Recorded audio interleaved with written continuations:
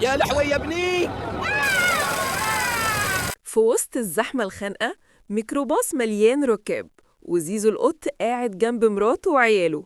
كل حاجة ماشية طبيعي لحد ما السواق بدأ يتنرفز ويشتم، وفجأة نزل يتخانق في نص الشارع. السواق نازل من الميكروباص يتخانق.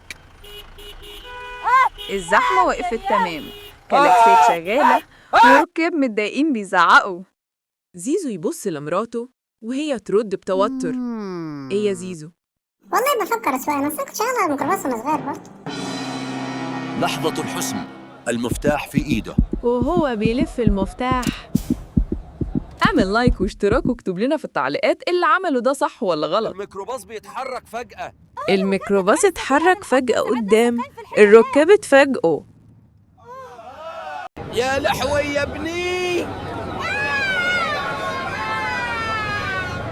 واحد طار من الكرسي ورجع وقع مكانه. الركاب بيتخبطوا يمين وشمال مع كل لفة، وزيزو عامل نفسه سواق محترف.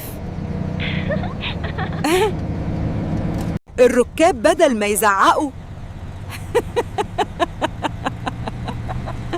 اتقهقهوا من الضحك، وفي الآخر وصلهم كلهم للمحطة.